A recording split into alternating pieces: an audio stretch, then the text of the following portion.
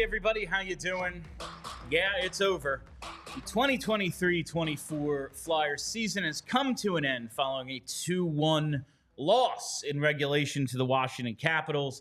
My name is Bill Matz. I'm your director of fun and games for the evening. Joining me tonight, as he did throughout the entire game, it's JP Zapata. Charlie O'Connor will be by sooner than later, I would assume. We're getting a little bit late start to the post game tonight. But it was really over prior to the finish of the Flyers game with a few minutes left. The Detroit Red Wings tied up their game against the Montreal Canadiens 4-4 with 3 seconds left in regulation there. And by forcing overtime, they knocked out the Flyers. They eventually win in a shootout 5-4 over the Habs. And the Flyers go down 2-1. They gave up the empty netter at the end to seal it. And it was just kind of the story of a lot of this season. I wouldn't say the Flyers played poorly. I wouldn't say their effort was lacking. Right. There was zero offense. They scored 1 goal. It came off the stick of Erik Johnson. Of course, we all had him to score an anytime goal tonight at probably plus $1 million. It just the big guys couldn't score tonight, whether it was TK, Tippett. We'll probably talk to Charlie about what John Tortorella has to say about Frost and Brink not playing the final half of the game. Pretty interesting call when you need to score. They don't even get out at the end. JP, what are your thoughts on the game and the season ending? Like, we're going to have a full offseason to kind of talk about the positivities of the season, because I think that there is more positive to take away than there is negative. But the fact of the matter is, tonight, with an opportunity to kind of, now, you didn't have the ability to control your own destiny, but you had the ability to take care of your own business, and that was against the Washington Capitals. And like you mentioned, yes, I thought the effort was great. But again, that offense is just, it's just terrible. I mean, like, not even a flying V, a Fulton Reed, or a Russ Tyler could have helped us out there tonight. 28 shots on goal. They hold the Capitals to 18 and lose the game. It's just a bummer. Like, the way this thing all went down. And listen, even if they had won, like, there was other things that had to happen, and the Red Wings game didn't go the way it needed to. Right. So the season ended either way. What's the likelihood that they even knew that game or that final score took place? I'm just looking here. Nobody shows up on the score. Like, Sean Couturier ends up with an assist. And who got the other? Zamula got the other assist on the Johnson goal. Like, that's it. That's your scoring tonight. It's just disappointing. And it's not like this has been a high-powered offense all year. They have been streaky. Travis Konechny, we've said all year, like, when he's your best offensive talent, when he's your best player, you're lacking quite a few things. And that's not to say anything bad about Travis Konechny. He's a very good player. But on a good team, like a really good team, he's the 3rd best player on your first line. Right. Or he's one of the best players on your second line. He is unquestionably the Flyers' best player, and he wins the Bobby Clark Trophy tonight. He very much deserved that. A 30-goal season. You just see him 5 shots on goal and a -2 on the game. I think he led the way with shots. Yeah, it was Paling and Tippett each had 4. Mm-hmm. But you look at those guys, the players who came through for you all year, whether it is Konechny or Tippett, or a young guy like Tyson Forster, just didn't seem like anybody had an extra gear tonight. That's what I'll say, is this team did not look bad, but they did not look like they could ramp it up any further than what they were at. Yeah, I mean, Bill, like, I do want to ask Charlie, I want to look at the whole Brink and Frost thing, because, like, look, I've defended Torts throughout this entire season, but, like, I just need to understand how it is that the 2 kids that provided the most offense for you, and granted, those kids don't have a lot of NHL experience. I get that. But in a playoff situation, Torts is always about accountability. These guys stepped up in the moment that you needed offense. And these guys, I was going to get a goal, but Bill, like, these guys were flying all over the ice. Bobby Brink had some great opportunities. I really thought Brink was noticeable in the first period. Exactly. I thought he was one of the guys who kind of stood out early in this game. And we'll see what the assessment was of why those guys couldn't get back out on the ice when you're just looking at this box score. And, you get 16 minutes and 30 seconds out of Farry. Paling plays 18:58. Lawton 16:19. Hathaway 17:07. Coots gets 18 and a half minutes. Konechny 21:14, and you're just hey, listen, the top end guys absolutely need that ice time, but I'm looking at that Cates, Paling, Hathaway line, and yeah, they were good. They get in the offensive zone, they forecheck, they work their asses off. They're John Tortorella guys. There's a reason they're on this team. Like, they stand out on this team because, like, they do something not a lot of guys do, but what they don't do a ton is score goals. And they deserve their ice time tonight, but you could have made this a little more even than just like, man, all Frost or Brink need is like a shift, you know? But really, it's not even about tonight. When you think about the way everything played out, like tonight is a rearranging the deck chairs kind of night. Okay, we need Montreal to beat Detroit. And it's like, yeah, it's doable. Also, they just blew a 4-1 lead to them last night, and Montreal stinks. Like, all right, and now we need the Isles to beat the Penguins tomorrow. And yeah, the Isles have nothing to play for, and Sidney Crosby is dragging this team along. Like, you needed so many things to go your way if you had just taken care of your business at any point. Like, and we can look at that 8-game losing streak, and that's really what it comes down to. 6 of those games were beyond winnable. And you go back to earlier in the season, they've played 2 of their worst games of the year against freaking Ottawa. They're terrible. You got blown out by Pittsburgh on the Cutter Gauthier day. The Sharks game is the one we'll all always come back to, because if they just win that goddamn first Sharks game and don't give the Sharks their first win, the game after the 2 prior, they surrendered 10 in each. We're not even sitting here doing this, but this is what happens when you're not a good team. And that's what this playoff race came down to. It was entertaining. Yeah. It was captivating. There were so many different scenarios. There were 4 teams for 1 spot. That was fun. None of these teams are any good.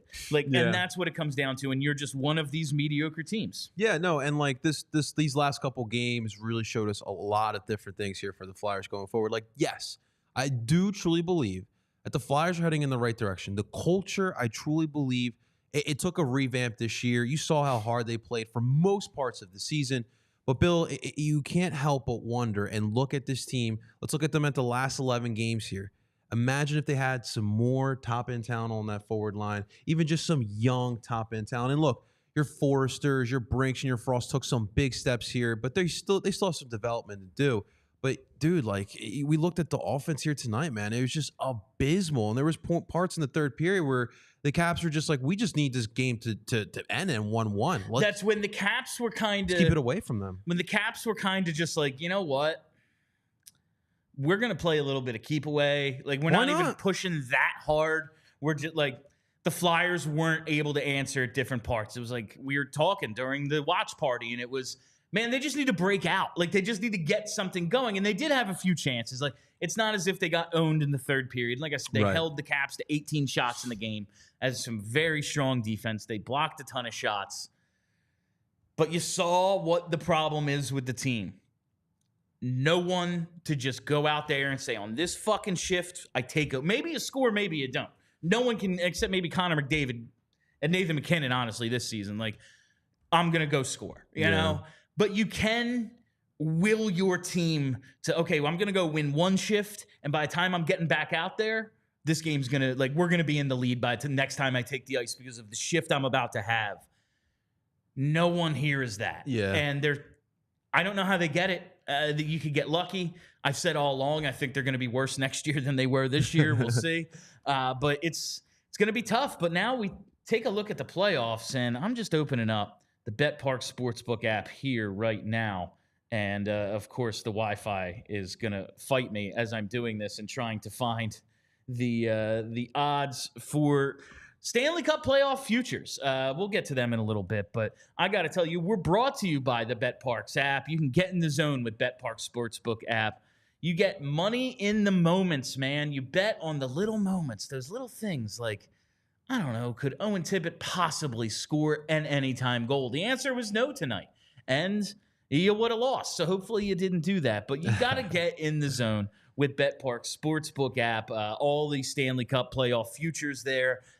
Bet on baseball every day. NBA play-in coming up. NBA playoffs. It's everything you want to bet on at BetParx. You can do it through their app. You bet. You play for fun. You love to win. You bet. Download the app and play along with us. Must be 21 or older. Please gamble responsibly. If you or someone you know has a gambling problem and wants help, call 1-800-GAMBLER. And I'm just going to try to bring up. Come on, BetParx. It's the Wi-Fi. It's not even the app, but now I have the futures prices as they load, and I just want to find where exactly. Yeah, so there we go. We can see all 16 participants, and the Washington Capitals are at plus 7,500 to win the Stanley Cup. The Islanders are next at 3,700. Preds at 30-1. Kings at 27-1. Lightning 20-1. That might be something to look at. Leafs at 16. Jets at 15. Okay. Vancouver at 12. I like that too. Boston 11.50. Vegas 10-1.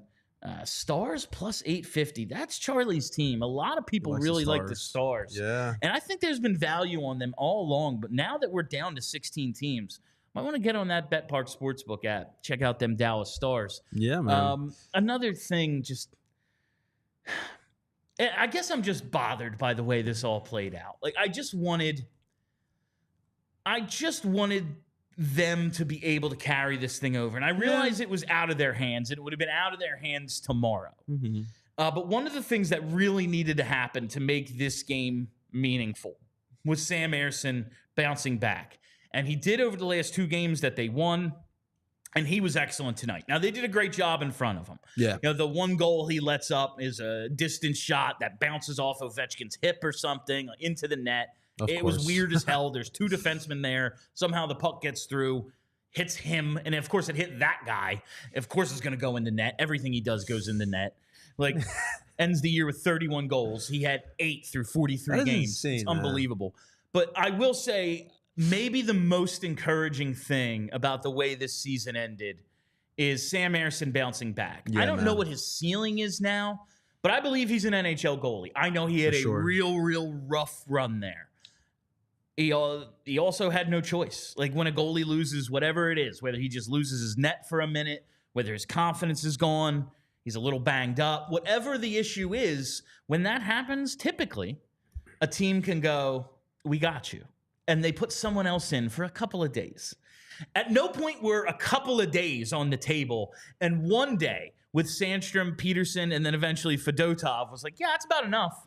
We've seen about enough of these guys. I don't know if he's like a number 1. I don't know if he's a Stanley Cup champion, number 1 franchise goalie. We'll see what he turns into.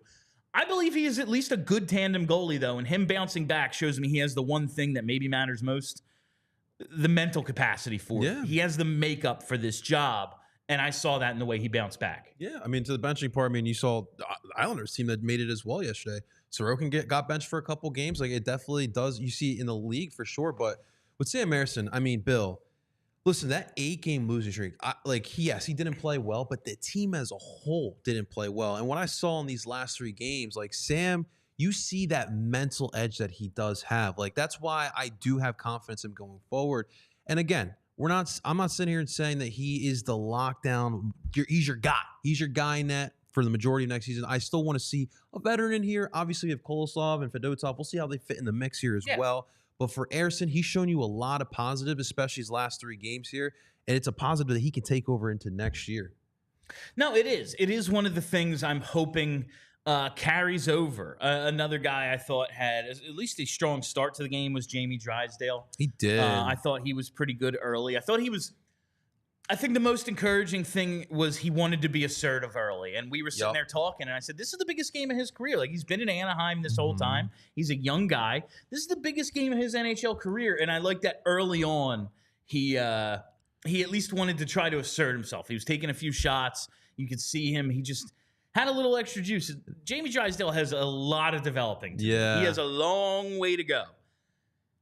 But again, it's the mentality that I did appreciate out of him tonight. Yeah, and like I was telling you, like he was taking those shots early on, and ironically, we only had one power play for both teams, which is something you don't hear, especially in the final game. Whistle was in the pocket today. Yeah, Except for one occurrence. There was one time where the refs decided to blow the whistle tonight, and it just took the weirdest fucking goal I've ever seen away from the Flyers. Like that part was absolutely asinine.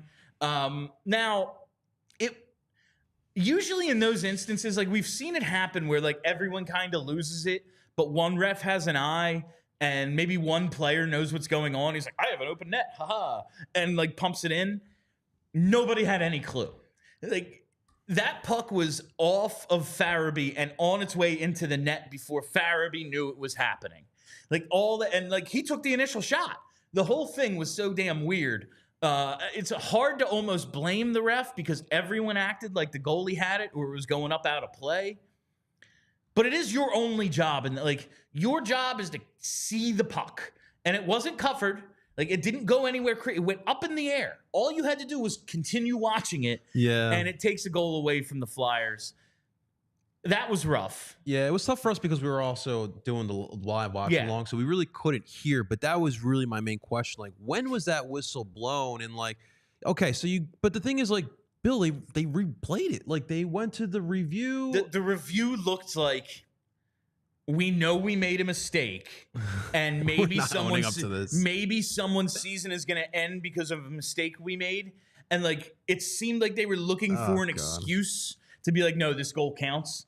And it was just like, sorry, man. Like, it's the rule. So I have to wonder, though, because typically with a goal like that's a momentum shift, right? Sure. But the way they played offensively, it's like, would that have really changed the way the game have gone? It still gets back to the root cause of this to me. Like,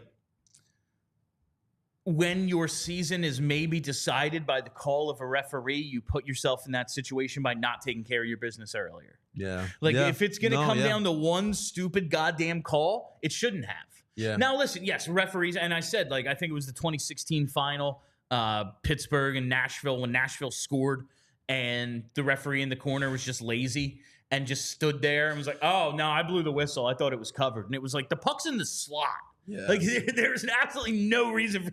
But mistakes happen. Blown calls happen. We see this shit all the time, and it happens in big, big games. You have to put yourself in a situation where that one thing doesn't crumble you. Then that goes back to the point with the offense here. And this is where, like, Jones, Ebrard, and let's throw Torts in there as well, have to figure out how to kind of change the way this offense works. Because, Bill, this whole entire year, if it wasn't a deflection like that Joel Farabee one, or where they're trying to use the entirety of the ice going on a breakaway, the power play kill for a while, it was the number one power play kill in the league because they were scoring so many goals off that. It cannot just be that, because a team like Washington is just going to be like, all right, well, defensemen just sit back a little bit because they're obviously going to want to use the entirety of the ice. It does seem as if they're going to figure it out. It does seem as if at a certain point in this season, teams were like, we're going to play cover two. For sure. Good Why luck. not? Like, when your whole offense is the deep ball, it makes sense. And I see we have the super chat. I guess if there's something we can take away from tonight, it is, as the super chat says, F the Penguins. Hell yeah. Yeah, man. If we want to at least look at the glass as half full, we kept the Penguins out by losing to the Caps. The Caps win and get in, which means Sidney Crosby does not go to the playoffs for a second consecutive year. The Capitals fans got to love that, too. After all those years, Sidney terrorizing them. Oh, yeah. They got to love that. This was a big one. They clinched the playoffs for themselves. They eliminated the Flyers. They eliminated the Red Wings. And they eliminated the Penguins, who have been, I mean, that's been a great rivalry for almost 20 years. For sure. Like, they've met in the playoffs a bunch. Mm-hmm. They've killed each other. Like, there was I remember there was early on in their careers, like maybe 07, 08, something like that. They both had hat tricks in like a deciding game. Like, those two, Crosby and Ovechkin, have been amazing rivals for 2 decades. And like, when Ovechkin says me and him saved the league, like, it's absolutely true. They came out of the lockout. They were playing on the Outdoor Life Network. It's Bird and Magic Johnson for the NHL. No, it really was like a Johnson Bird sort of thing. And they both are going to end up as not just like Hall of Famers, not just all-time greats, but Ovechkin's going to be the all-time leading goal scorer. For sure. And Sidney Crosby is going to be thought of as some combination of Mark Messier Peter Forsberg. Pains me, man. And like I don't even know. Like it's hard to. And Joe Sakic. Like I don't even like. He's just this amazing freaking player. But that has been a rivalry for so long, and the Caps come out ahead this year. Like it's always they're kind of each other's measuring stick as they like move along in their careers. Like they're going to be measured against each other. And this year, Ovi's in, Crosby's not. If we're going to take anything away from, I guess, tonight, it's the fact that Pittsburgh's out. Yeah, I guess I can deal with, especially because Ovi's like almost at the end of his career. I guess I can deal with that. But yeah, it definitely does suck. The fact that I think for a lot of fans, we were hoping, because we were in a playoff spot for so many days, Bill. And that's what's disheartening about, listen, it was a rebuild. Right. It was a season with no expectations. The ride was a lot of fun for our first year here at PHLY. That's right. Hard to ask for much more out of a team that I was like, oh, you're giving me a 2-year contract, huh? All right, man. Flyers are going to suck. Cool, thanks. And they didn't. It made this job so much easier my first year, getting to do this full time this way. But the fact that they were in that playoff spot for so long, and it just seemed inevitable for certain stretches of the season, to blow it like this the way they did, an 8-game losing streak, and then the last 2 nights for everything to unfold against them, it sucks. It's a kick in the gut, man. That's why I say they are headed. I really do feel like they are headed in the right direction, because like we just said, there was no expectations for this season, and what you saw was good hockey that you can get behind. But yeah, we need talent. That's what we need talent. Right now, we got Gordon Bombay getting the most out of District 5. We need to go get, Julie the Cat Gaffney. But you know what? They needed to steal Banks. That was the thing. That team had a ton of heart, but they were actually the district lines, Adam Banks is ours. And that's how they win the championship, let's be real here. No, listen, this has been a lot of fun. And it was a lot of fun, our watch party earlier today. Yeah. And it was brought to you by our friends at Ollipop. Ollipop is the world's first functional soda with a classic soda taste and the benefits of plant-based fiber, prebiotics, and other botanical ingredients to support gut health. Ollipop is a new kind of soda with only 2 to 5 grams of sugar and 9 grams of fiber per can. 2 out of every 3 Americans say they suffer from digestive issues, and 95% of Americans don't get the daily recommended amount of fiber. Ollipop is tackling both these issues with a drink that tastes just like soda. Ollipop was a big hit with our diehards who joined us here tonight. We made a few different cocktails with the Ollipop. That was smart, man. The strawberry vanilla with tequila was stupendous. I'm probably going to make a couple of those when I get home tonight. The liquor I bought for the party, it's coming home with Bill. And so, too, might be some Ollipop. We're going to make a few of those. And Ollipop is available online, available in almost 30,000 retailers, including the most recent launch at Wawa stores. And one of the flavors they have debuting is the strawberry vanilla that I made the delicious cocktails with tonight. So check that out at Wawa, or use code PHLY20 for 20% off your next order at drinkollipop.com. Discount only applies to one-time orders, not subscriptions. Ollipop is also sold online at Amazon and is available at Wawa, Target, Sprouts, Wegmans, ShopRite, and GoPuff. I say use PHLY20 at drinkollipop.com. It's so hard to do a show like tonight where there's this mix of feelings. Yeah. A part of me just wants to go, okay, it's the off season. Let's focus on off season shit. But it's really we're still in it. The regular season still has 2 more days in the NHL technically. Now the Flyers is over. They're at game 82. It's done. They're eliminated. The 16 playoff teams are set. So we're kind of just going through the motions these last couple of days. But I do want to talk more about just how we ended up in this spot, because to blow it like they did is disheartening.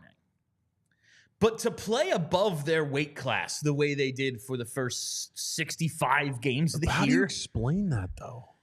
That's insane. How are you going up toe-to-toe with the likes of the Boston Bruins, the New York Rangers, but then you're getting shellacked by the Blackhawks and the Blue Jays.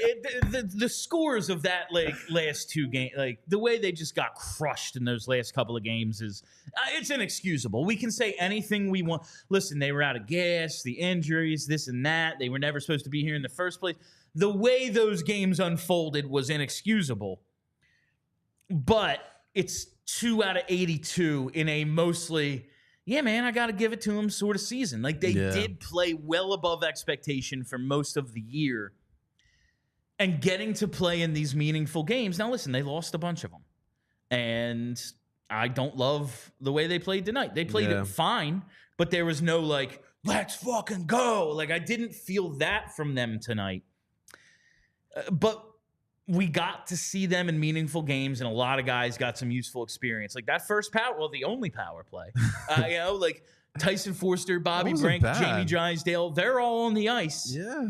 That's a huge moment. Like them getting to be in that moment is big for their development. I love that. Real quick, because Jordan brought up a valid question. So he asked in the comment section, why would Torts pull the goalie? I'm so confused. So, Jordan, the thing was, obviously, at that point, we didn't know what was happening with the Montreal and Detroit game, but the Flyers needed to beat the Caps in regulation. So, like, going in OT really didn't matter at all for their playoff hopes. So, that is why he did pull him. But, like, that right there, like I told you, like, right when we went to the power play, I was like, Bill, give me the second unit. Drysdale, want him running the point. Because he was feeling it. He was ripping those shots. And we talked about it. Like, dude, like, what is even the plan on the power play? So I'd rather just see Drysdale just rip shots and having the young kids out there. We had Travis Konechny there, too, in that power play. Just try to put something back. But that was, I mean, we had one power play, but I felt good about that power play. It wasn't the worst. I mean, they've had much worse power plays this year. For sure. But it was, like, I guess, when we're having to explain, you got to pull the goalie because you need, like, that's all part of the, don't put yourself in this situation. Exactly. Beat the goddamn Montreal Canadiens. Not even, 1 out of 2. You got 2 cracks at the Habs who have now blown leads, big leads in back-to-back games, like, against, the Detroit team that ultimately falls a little short. But, like, it just sucks that they put themselves in this situation. But now I guess we can look a little glass half full as well. They are from the bottom 1, 2, 3, 4, 5, 6, 7, 8, 9, 10, 11, 12th from the bottom. So if they remain in this spot, depending on what happens over the next couple of days, they cannot get the top 2 picks because you can only move up 10 spots, I think. Okay. All right, they can't get 1. Whatever it is. You can only move up 10 spots, but we're hoping for lottery luck now. It's not exactly where we thought we might be. A couple weeks ago or like a week ago, we were saying, well, if they finish on the 11-game losing streak, they could pick 9th. And then 9th, you hope for some lottery luck. Maybe you pick 5th, whatever. You started looking at prospects? I haven't yet. We haven't started to ramp up the... Do you know if it's a deep draft at least? It's a good draft for defensemen. I think that's a big part of why I think they're going to target some next year. Like, I mean, they got the next year first round pick for Sean Walker. But I do think next year is very center heavy. And so they're going to put a lot of stock into next year's draft. And I think that's going to shape some of the off-season moves. I do not expect Scott Lawton to be here. Depending on if we ever get, like I was talking about trading Ristolainen after the watch along with my buddies, and Frankie's like, who's going to trade for a guy with an undisclosed injury? Like he played 31 games this year. I can't say healthy. He missed the start of the season, right? And he hasn't played since I don't even remember when. So I would like to see him go at some point to open up another roster spot. To be fair, he has looked solid when he has played, but obviously the best ability is availability. You have to play. Yeah. Like, you can be the best goddamn player in the world, but if you're not out there, who cares? Like you're doing nothing.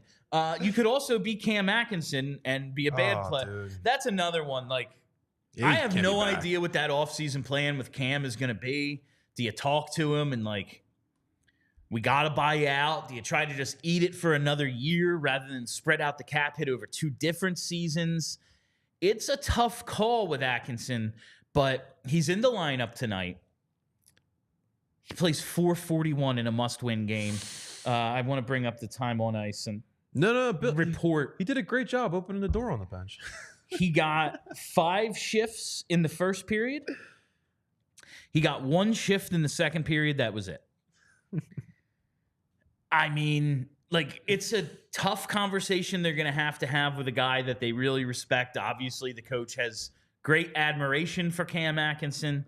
But, like, this is just one of those things. And if you're letting him play out the string and, like, he gets to be there because he's a veteran and he's earned at least the respect of being in the lineup, I could live with that in a rebuilding year. But he's just another one where you have to be like, what is the point of him being on the team?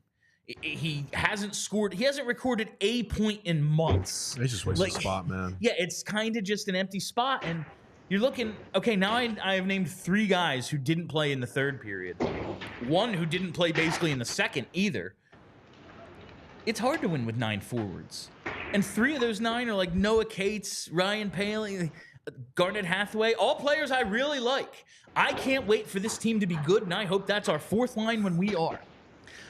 4th line. And that's one of your 3 lines that you're running because 3 guys ain't playing. It's just... the unpacking of this game is going to maybe take a couple of days. Like, we might be still talking about this game on Friday. Oh, for sure. I do want to talk about another play. He did not have a bad game. But I did notice some regressions as the season went on, and you probably won't be able to move him. But where you at with Coots, man? I thought Coots played one of his best games. I think Charlie tweeted the same thing. For sure. I think Coots played one of his best games in maybe 2 months today. I'm ready to kind of chalk this one up as a loss, and I need to see him next year. I need to see if he can, like, if this year was just, yeah, man, I haven't played an 82-game season since I was 26. Like, there was COVID, the 2 COVID-shortened seasons, a couple of injuries. Like, it's been 5 years. I got tired. All right, now you've gone through it, and I need you to be good all season next year, you know? And now we are joined by Philadelphia's #1 hockey beat reporter, Charlie O'Connor. Game 82, Chuck. Things don't go the Flyers' way. The Flyers lose. It is after, of course, it ended anyway with Detroit and Shayne Gostisbehere tying things up with 3 seconds left to eliminate the Flyers by forcing overtime. Thoughts on Game 82? Yeah, I couldn't hear you once you started talking, so I'll just give my general feeling after the pressers.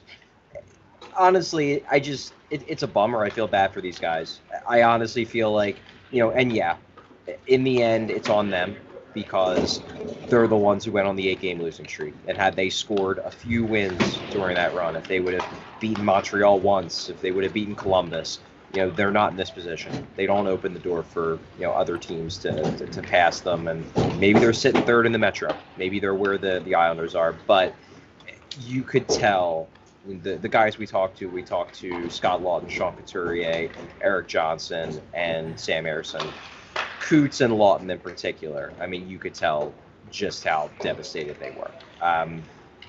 These guys, I give them credit. I said this after the Montreal game, that I thought the playoffs were, at that point, out of the question. They had put themselves in a position where they were toast. It was over. I just needed to see them over the final 3, show they weren't quitting, prove that, and really finish the year as strong as they could. And I thought, even this game, I thought they finished the year as a team about as strong as they could have. This is a game where I thought they, on the whole, got the better of play. They lose on an empty net goal. Maybe if they're in a different situation, they win this game in overtime because they don't have to worry about pulling the goalie late in the third. I don't come away from this game with too many bad things to say about the Flyers. I think you can say bad things about that 8-game losing streak. You'd probably quibble with some of the decisions that John Tortorella made in this game. Some guys didn't have it, I would say, as much as you certainly wanted them to. But as a group, for me, I felt like this game and the previous 2, the Flyers showed that they care. And they showed that, this is a team that is together, and it's not like they're a finished product by any means. They need a lot more talent. That is going to be the focus, hopefully, of this offseason, of next offseason. basically until Mitchkov comes over. They need to find ways to get, high-end young talent, whether it's through draft, whether it's through trades, whether it's through developing the existing guys they have, turning guys like Tyson Forster into stars. They got to find some way to get them. But I think as a group, these guys did about all they could in this one. It just wasn't enough, and it's a bummer, but it just wasn't enough. You have us now, Charlie? Can you hear me? I do. I can hear you now, yeah. Yeah, no, I agree with I thought they were good tonight. I didn't think they had, and they don't have that high-end talent, so they don't have that one guy like a Claude Giroux to come out, lay out Sidney Crosby and score the goal and say, let's fucking go, and it's over, They don't have that. But I didn't think they had, that next level tonight. They look good, but they didn't look desperate to me. That's just me. But, no, I think they finished strong, and that is a good sign. You mentioned some of Tortorella's decisions. They end up for the second half of the game and really most of the last two periods, basically just rolling three lines. Cam Atkinson, we know, it is what it is. But Brink and Frost, excuse me, can score. They score goals sometimes. The Flyers desperately needed a couple of those. They didn't play the final 30 minutes of the game. What did you make of that? What did Torts say about it if he addressed it? Yeah, Torts was asked about it. He had to be. Well, he actually brought it up on his own at first. He said he'd shortened the bench, mostly because, he had kind of zeroed in on the guys who he thought were rolling, and he wanted to ride them. And he felt like after he started doing that, the team started developing more offense. They obviously had the very strong finish of the second period. That was after he shortened the bench. That probably convinced him to keep doing it into the third. I hit him with a follow-up question, basically said, you mentioned about shortening the bench. Was it more about what the 9 guys you kept playing were doing, or was it more about what the 3 guys you stopped playing weren't doing? And he said both. Look, I think it's abundantly clear that Cam Atkinson, whether he has nothing left in his NHL career or whether he just had nothing left in this season, he had nothing left. That makes perfect sense. I tweeted out there was Frost and Brink were still in the middle of the bench. It seemed like they still thought they might get more shifts. Atkinson spent the entire third period on the far side, one spot away from the nearest guy, just opening and closing the door. He knew he wasn't getting back in that game. Even Brink, I understand. He's a rookie. He's been inconsistent. I went back and watched the tape. He had a pretty ugly, it ended up not really amounting to anything, but it was basically just like a post-entry turnover that didn't make much sense. He kind of passed the puck to no one and ended up going right out of the zone. Maybe that was the play that caught Torts' eye. Frost is the one where, and I mean, I am not the biggest Morgan Frost defender in the world. I think he was pretty darn good through the vast majority of the second half of the season, really since January. Maybe he wasn't playing his best, but to me, he should have been in the rotation in the second half of this game. You should have found a way to get him some shifts, especially given the fact that you needed offense. I mean, Sam Erickson said it after the game.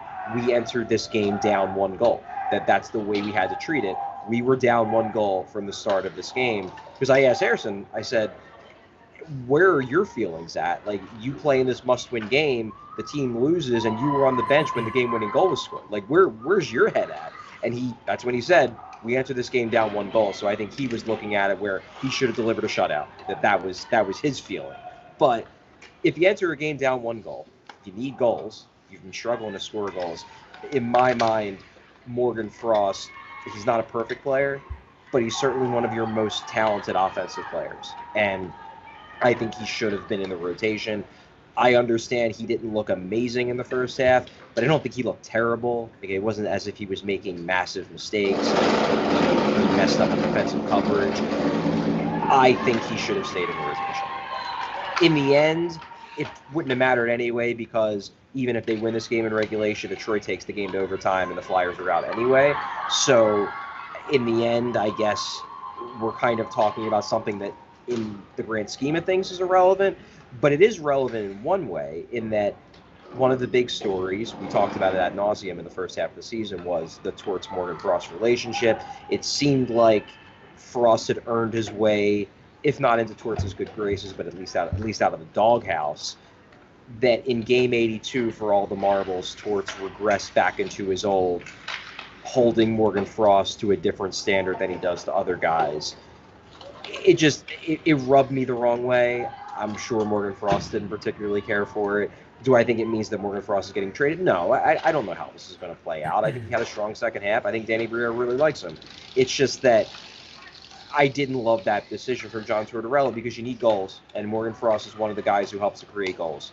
And instead, you were rolling with, Noah Cates, who I love, but he's not a scorer. I know he's been scoring recently, but like Ryan Poehling gets the fourth most minutes on the forward core. Good player. I would rather have Morgan Frost out there when you need a goal than Ryan Poehling.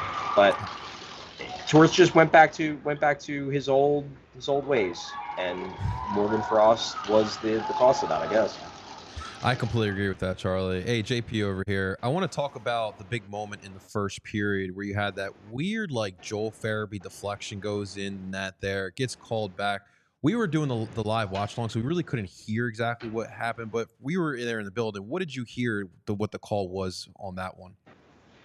Yeah, it's hard for me to get. To me, it's just one of those plays where it sucks for the Flyers because there's no reason why the ref should blow that play dead. That is a live puck. It is a puck that is going to drop into a very dangerous area, and maybe the Flyers score if that whistle isn't blown. But I can't get too angry about the ultimate call because once that whistle was blown while that puck is in the air. You heard that whistle while the puck is still skyward in the air. Once the whistle is blown, guys relax a little bit because they think, well, it must be covered. And then the puck ends up going to the ground. It at least bounced off Farabee. It may have also bounced off Tom Wilson. It was kind of tough to tell from the replay. But the thing is that once it starts bouncing off of players who have given up on the play for dead, you can't really retroactively take back the whistle. Like, you screwed up. You changed the entire complexion of the play and the actions of the players post-whistle by blowing the whistle. You could have probably considered it a continuation of the play had the puck just bounced on the ice and bounced in the net. But once it starts hitting players, I don't think you can, by the rules, justify calling it a goal. Look, it sucks. It sucks that the ref made that mistake. It's just a bad break for the Flyers. But I don't think the call, the screw up here was blowing the whistle. I don't think, given the circumstances, the ultimate decision made by the NHL was wrong. It's just the friggin' whistle shouldn't have been blown, and it was, and it ended up working out really poorly for the Flyers. But by the same token, if the whistle isn't blown, I don't think it's a guarantee that puck ends up in the back of the net anyway, because the guys on the ice might treat the play differently if they don't hear a whistle a half second before it ends up in guys' equipment. No, and you even see, Joel Farabee is not crashing the net there to try to get the rebound or something. He's just skating over because that's what you do. He's gliding in, and he didn't know the puck hit him until it was in the net. The play sucked, but it's nobody had any clue what was going on there, including the refs. It's his job to know, but it is what it is. Down at the other end, Sam Ersson, you mentioned him earlier, Charlie. I thought maybe the most encouraging thing of the way this season closed was Ersson stopping 60 of the last 62 shots he faced.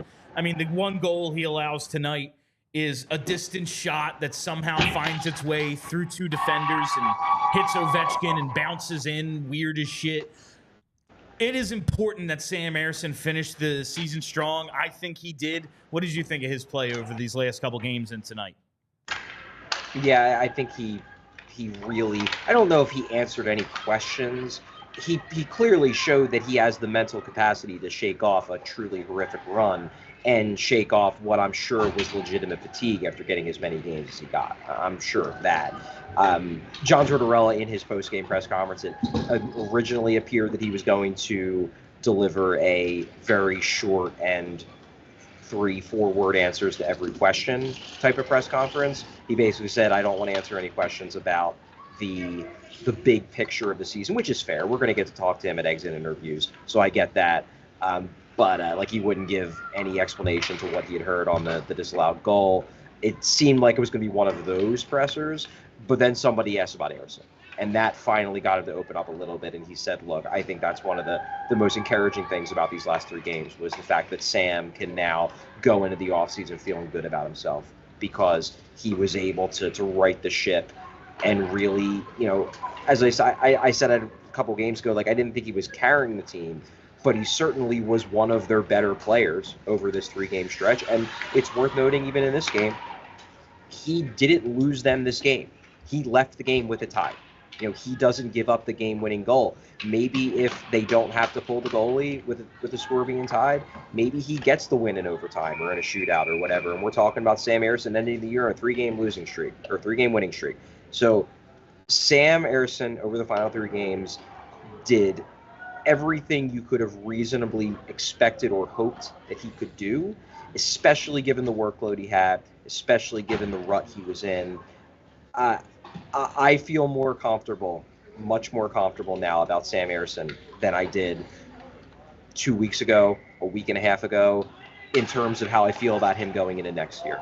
I'm back to feeling excited about what Sam Ersson can do when he's not being run into the ground because of a really shitty situation. I'm excited to see what he can do as a tandem goalie next year, or even maybe as a 50-game starter. It's just you spread out his starts so they're not all coming in a row. You spread them out over the course of a season rather than doing them all between the start of February and the middle of April. I think you get a better goalie, and I think the Flyers believe that as well. Charlie, I want to stay with some of these young players because over this last stretch of the season, they have really played well. But tonight in particular, Jamie Drysdale, I was telling Bill, like leading up to that one power play that we did have, I wanted to see that second power play unit because Drysdale was taking that shot. And if you really don't have a plan on power play in general, but in just looking in the future here, obviously Drysdale needs some development still, but I do like his possibility of quarterback in the power play for next season. Well, obviously what happens in the offseason. But what do you think, Charlie? I liked his game. I thought he was skating well. I thought he was moving well. The lateral skating really popped, especially in the first half of the game. I don't know what Jamie Drysdale is ultimately going to become, to be honest with you. I truly don't know.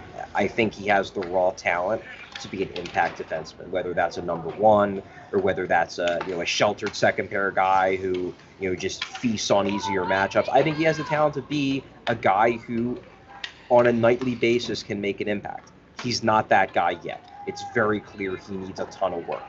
But I do think the tools are there for him to be a really, really good player for the Flyers. Now, this is on the coaching staff, and it's on Jamie Drysdale. It's on the coaching staff to guide him in the right direction and mold him in a way that gets the most out of his talents. And then it's on Jamie Drysdale to put the work in the offseason, to put the work in next season, both in camp, working with Brad Shaw, and then during the season, dealing with the demanding coaching of John Tortorella, who I fully expect to be back next year. That's going to decide whether Jamie Drysdale is the impact defenseman that I believe he has the upside to be, but I don't think there's any guarantee he'll get there. He could end up just being a decent third-pair defenseman who shows flashes of brilliance sometimes. That could be all he ends up being. I think there's something there for him to be a lot more than that. I don't know if he's going to get there. I know that it's going to depend on the coaches, and it's going to depend on Jamie Drysdale's internal drive, and I guess we're going to see over the next 1, 2, even 3 years whether he has it and whether the coaches are good enough to get it out of him. Man, when I think about Jamie Drysdale's ceiling, I watched this dude. I don't know if you've ever heard of him. In Detroit, Shayne Gostisbehere. Oh, yeah. Yeah, you got that pronunciation. A couple of plays the last 2 nights, just high-end offensive skill. Man, if the Flyers could have someone like that and then maybe not give him away for nothing, that would be really something special there, Charlie. But no, listen, we're going to talk the end of this season to death, that 8-game losing streak. I think even you put it on then because it's the timeline, things happen, and the most recent one is the one we think about, but beat the fucking Sharks, Don't play 2 of your worst games of the season against Ottawa, and you're in. These things happen, but we're moving on now, Chuck. And before we wrap up tonight's postgame, we need the final edition of Charlie O'Connor's 3 stars of the game, leading off with star number 3. Yeah, star number 3. I think I thought about Sean Couturier here, but I think I'm going to go Sam Ersson. And it's not even just this game. It's the fact that, over these 3 games, him and Travis connected were the two biggest reasons that it got to Game 82. That Game 82 was meaningful, and that Game 82 was meaningful really up until the end. It was meaningful really until Detroit scores that goal. Apparently, I asked John Tortorella this as well about, did he know what was going on in the Detroit game when he pulled the goalie? He said that, yeah, they were keeping track of it, and that was a driving force as to why he pulled the goalie. Then immediately after he pulls the goalie, he gets told by it was either the video coach or one of his assistants that they just tied it. But by then, the goalie's out of the net anyway. So it's like, all right, well, I'm not going to rush him back in. I guess in for a penny, in for a pound. And then obviously Washington scores the game-winning goal with Ersson out. But I think it's worth noting here that Ersson should not get the loss in this game. Yes, he was the goalie of record. He was not on the ice when Washington scored the game-winning goal. So I'm not going to give any of the other stars to Flyers because they have to own the loss. The one guy who does not have to own this loss is Sam Ersson. He did his job. He left the game with the score 1-1. And they lost this game primarily because of factors that happened long before this game happened. The 8-game losing streak, all of the adversity they faced, the fact that other teams won, that other teams didn't give them the help they needed. Sam Ersson played a good enough game to get these guys to the playoffs. It's just things didn't break his way, and he ends up watching the game-winning goal score with him on the bench, not when he was in net. So for that reason, he's my third star. Let's kick it to star number 2. Yeah, star number 2 is Alex Ovechkin. I know it was a little bit of a fluky goal, but you know what? When you're the best goal scorer of all time, I know he doesn't have the record yet, but I believe he will by the end of his career. It certainly seems like he's pacing that way. I don't think anything is fluky. Guys like that just know where to go to score goals. And the Flyers, as Sam Ersson noted in his post-game press conference, they entered this game down 1 goal. Alex Ovechkin turned this into a 2-goal game. And that meant the rest of the game the Flyers were chasing. They were chasing what functionally was a 2-goal deficit. This goes back to what we've been saying all year. And I know Alex Ovechkin is past his prime. He's at the tail end of his career. He is an all-time great. He is a difference maker. He is the epitome of high-end talent. He is what the Flyers don't have. And in this game, the Capitals got the big goal from the guy who is the epitome of their high-end talent. That's what the Flyers need. I certainly don't. I'm certainly not putting the expectation that Matvei Michkov is going to be as good as Alex Ovechkin. And I also don't think the Flyers necessarily need a player as good as Alexander Ovechkin. Guys like that only come around once or twice in a generation. But it does show the impact that even an aging great can have in a big game. And Alex Ovechkin showed up. He had the goal that his team needed. They're in the playoffs and the Flyers aren't. For that reason, Alex Ovechkin is my second star. It's just insane to look at how his season started. 8 goals through 43 games. Finishes the year with 31. That's an all-time great goal scorer right there to fucking find that switch. All right, let's close it out, Charlie. For the last time of 2023-24, star number 1. Yeah, star number 1, I'm going with Charlie Lindgren. And this is not just because he had a strong game, and he did. He makes 27 saves on 28 shots. Very strong game. It's the fact that he had to deal with such an enormous workload at the end of the year. He played last night. This is the second game of back-to-back for him. It was his third start in 4 nights. They rode this guy. And I'm not pinning this on Ersson by any means, but Ersson, at least during that 8-game losing streak, he wilted a little bit under the workload. I think it was an unfair workload, but he wasn't able to handle it to the degree that allowed the Flyers to make the playoffs. Certainly not all on him, but it's part of it. Charlie Lindgren, Washington ran him into the ground too. They were using him every game during this run. 3-4 to end the year. And what does he do? Back-to-back, he has a shutout, and then he gives up 1 goal on 28 shots. Were they all the best shots? No, they weren't. But there's a reason why goalies these days don't play back-to-backs that often. It's because it's really, really hard to be successful and to be sharp on the second game of a back-to-back. And he did it 3-4.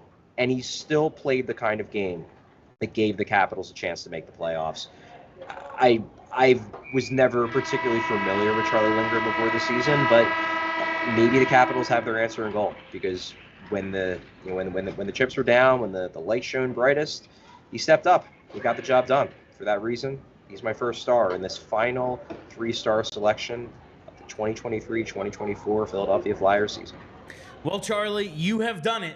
We have survived another year of Flyers hockey, and now it's the offseason where the real work begins. So I'm looking forward to talking to you tomorrow at 3 o'clock. We'll be right back here. That is Philadelphia's #1 hockey beat reporter, Charlie O'Connor, coming to us live from Game 82. And I just want to say something before I sign off. Want to thank all the viewers and listeners and readers at PHLY, who have been paying attention to us from the start. We obviously are building something new here this year. And I moved from a different publication, Build it as well, moved from not only a different publication, but also a different, place where you could hear him. And I really, really appreciate all the listeners, all the people that have come on board, all the people that followed us, all the new listeners, all the new viewers, all the new readers. I really hope you enjoyed this coverage this year. We were getting used to something new, and we did the best we could. We learned a lot. I think next year will be even better, hopefully for the Flyers, but also for us as well. I think our coverage is only going to get more comprehensive, just better all around. But I'm really, really happy with how this year went. Obviously, it would have been great to be covering the Flyers in the playoffs over the next couple weeks, but I think the Flyers will get there, and I'm excited to have everybody on board, with us as we cover it when they do. So just a shout out to everyone watching this pod, watching the live stream. Just really appreciate it, and I'll be joining the show tomorrow. We can talk a little bit more about it. And Charlie, I appreciate all of our listeners. Very happy to be doing this with you this first season. It's been a great year for us. What kind of bullshit is it that after all these years together, the breakout star is this fucking guy? Like, really? He's going to be the star of the Anthony Gargano show while we toil away here covering this goddamn fucking hockey team that never wins anything? Oh, my God. It's been awesome getting to have everyone involved. JP joining the crew has been awesome as well. But I'll talk to you tomorrow, Charlie. Thank you, Charlie. All right. Yeah, and also a shout out to our great producer, British. She's done an amazing job.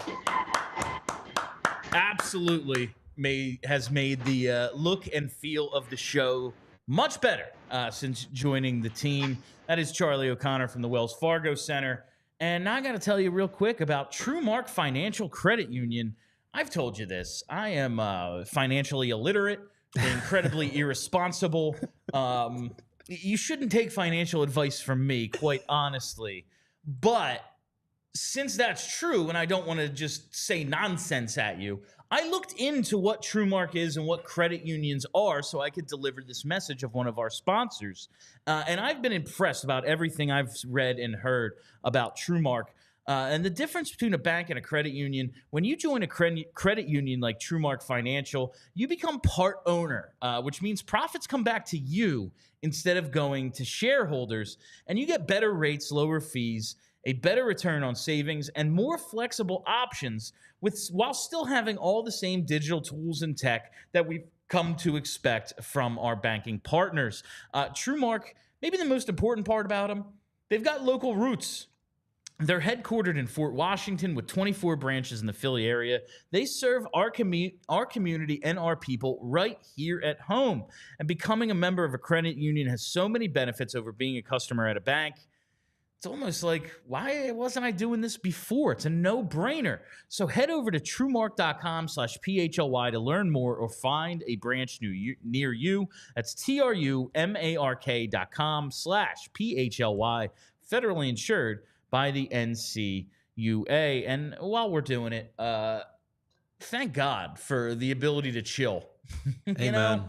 Really, really appreciate the ability to sometimes just take a step back and go, another season down, I get to chill now. And I'm going to get to chill with an ice-cold Coors Light because there's no better way to chill than with an ice-cold Coors Light. So whether you're freaking out about what the draft lottery, how it's going to play out, where this high-end talent's going to come from, Frost and Torts' relationship, whatever it is, you need to find the Blue Mountains in your fridge and enjoy a beer as cold as the Rockies. Because when everything surrounding your favorite hockey team is on fire, sometimes you just got to chill. When you choose to rise above it all, choose chill. Choose Coors Light. Get Coors Light delivered straight to your door with Instacart by going to CoorsLight.com/PHLY hockey. Celebrate responsibly. Coors Brewing Company, Golden, Colorado. I don't have a ton else tonight, JP. We did the watch along, and that was a lot of fun. Although ultimately the season comes up a little short, and it's crazy to think. It's crazy to think Game 82 wasn't, if we lose tonight, we might have the best lottery odds. And it was like, if we win tonight, we might go to the playoffs. It's wild to look back where we were when this thing started here, when we started with PHLY for this hockey season. But your expectations change throughout a season. What you think about coaches and players and a direction of a franchise changes throughout a season. Maybe the Flyers were almost victims of their own success. We were never this good. We were never supposed to go to the playoffs. We're talking about the team that beat them tonight has the greatest goal scorer of all time. The Flyers have Travis Konechny. They finished with the same. TK, I think, might have had one or two more, actually, this season. But regardless, it's nobody saw them here. Yeah. And so you do have to celebrate that. But at the same time, man, you were in a playoff spot for 120 days. It's going to take a little bit for us to get over that. But we will, and we will march on with the offseason content as soon as tomorrow. Well, yeah, we listen, we talked about. I mean, this town's been deprived of good hockey for so long. It's been an absolute mess. And so when you have an opportunity, we're all thinking like the Washington team in 2020 with the Commanders. And you think of the Seahawks back, or the Seahawks back when they won the division a couple, in the late 2000s, whatever, 2010s. But we thought that could be us. It doesn't matter. We make the playoffs in a season where we had no expectations. That would have been a win. But I think that even tonight, I think it's still a win because, listen, they played hard. They took it all the way to 82. I think we all know that this team still needs some work. We still need to get some high-end talent. But this is a huge offseason. Danny Briere, I don't know if it's, we're acquiring a star. I don't know if they're there yet, but he has to continue to be creative in creating opportunities for that high-end talent to come. Whether it's, listen, man, the Cutter Gauthier thing sucks, and we're going to watch that game. He's on right now. That whole thing sucks. Jamie Drysdale, though, they think has high-end upside, and he was a number 6 overall pick in a draft, All right, there's an opportunity there. We lost the guy. We replaced him. We lost a 5th overall pick. We replaced him with a 6th overall pick. You just have to continue being creative and, are they going to go out and trade for Leon Draisaitl this offseason? Listen, I'd fucking love it. Our numbers would explode. Oh, my God. I'd ask for a raise immediately. But, we got Draisaitl. 1,000, several thousand more people are going to be listening to the show every day. We're tearing up that contract. Yeah, man. But, is that where I think they are? No, but there needs to be a continued creativity in at least creating opportunities for that high-end talent to come. Because as long as they're finishing, maybe we're going to draft 12th, maybe we draft 13th, maybe we draft 10th, whatever. It ain't going to be 1. It ain't going to be top 5 probably. As long as they're they have to figure out another way. Danny started that. I like what he's done to begin. The real work begins again tomorrow. More importantly, Bill, we talked about it. Teams used to come into Philadelphia and be like, Philadelphia, easy Wells Fargo Center, Points easy night. win. Yeah. Not no more. You have to come in, you have to play the Flyers hard, and that's been the best part. And before we sign off, Bill, I just want to take a quick second to not only thank you, thank Charlie, thank Brenna, thank everyone here at PHLY to giving me the opportunity here. It is absolutely surreal to be doing these post-game shows with you. Not a lot of people know I actually did watch a lot of BSH. It was one of my favorite podcasts. So being able to sit with you on everyday podcasts, it was freaking awesome, and I love it. My love for hockey has grown even more for it. So I want to thank you guys for watching too, and thank everyone here for allowing me to be part of it because it's a lot of fun. Before we get out of here, we have one last super chat here. Let's go Flyers. Now have to get a beer or two. Thanks for the post-game entertainment during this fun season. I never had vision, and now the last 2 weeks I can't read the super chats at all. I guess I got to get glasses or something. But no, JP, it's been an absolute pleasure. Your star turn It's well-deserved. I've really enjoyed getting to work with you this season. And listen, we ain't going nowhere. I told you that after. It's not as, season's over, see you in September. No, man, there's no summer vacation. We're still going to be doing 5 shows a week all through the summer, all through the offseason to get you the daily Flyers content you need. But that is a wrap on the 2023-24 Flyers regular season. Thank you all for listening. Thank you for hanging out. You know what to do. Hit that subscribe button right here on YouTube. Set those reminders. Never miss a live show. We'll be back here at 3 tomorrow for one of those live shows. And Twitter, at PHLY_Flyers, PHLY Flyers, wherever there are podcasts. That's it for me. My name's Bill Matz. That's JP Zapata. See you next year, Flyers fans. Thank you, Philly. We all silly like the mayor.